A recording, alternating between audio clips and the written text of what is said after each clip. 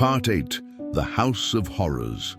The farmhouse on the outskirts of Plainfield had always seemed ordinary from the outside. A weathered two-story structure tucked among the fields, quiet, unassuming.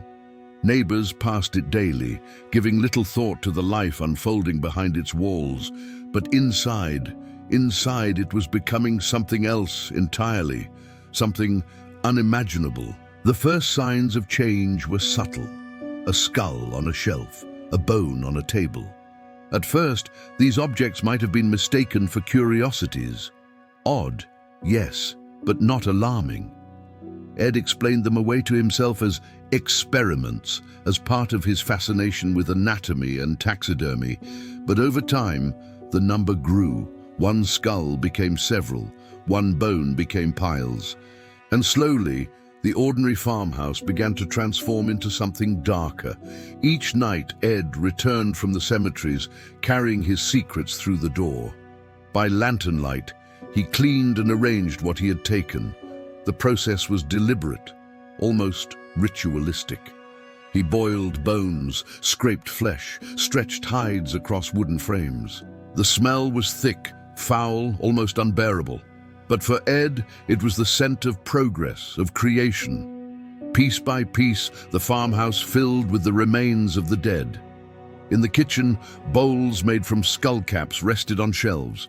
On chairs, he stretched human skin as if it was simple upholstery. Masks crafted from faces hung from nails on the wall, their hollow eyes staring back into the darkness. Gloves stitched from hands, lampshades covered in flesh, belts fashioned from nipples. Each creation a blend of craft, obsession, and madness. To Ed, these were not grotesque trophies. They were functional objects, experiments, extensions of his imagination. But beneath that explanation, there was something deeper. A desire not just to preserve the dead, but to keep them close, to blur the line between life and death. The house became a labyrinth of contradictions. Some rooms, like his mother's bedroom, remained untouched, preserved with reverence, a shrine to Augusta. Not a speck of dust allowed, not a curtain shifted. Other rooms, however, descended into chaos, cluttered with remains, stacked with bones, littered with newspapers and strange creations. The contrast was chilling. One side of the house spoke of devotion, the other whispered of madness. Ed lived among these objects quietly, almost peacefully. By day, he worked odd jobs, helped neighbors with chores, and visited the general store. He was polite, shy, even helpful. No one suspected a thing, but when night fell, he returned to his workshop, to his creations, to the world he had built within the farmhouse walls. Visitors were rare. When they did come, Ed steered them away from certain rooms, keeping doors locked, curtains drawn.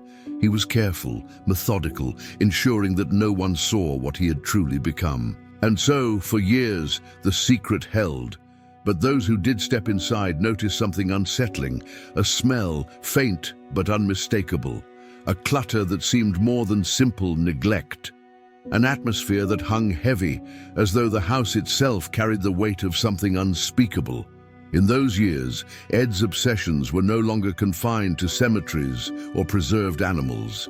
He had crossed a threshold, one that could not be reversed. The farmhouse had become his sanctuary, his laboratory, his prison. Every object, every creation was a reflection of his desires, his loneliness, his inability to let go. And all of it remained hidden until one winter's night in 1957, when a disappearance would finally pull back the curtain and reveal the horrors within.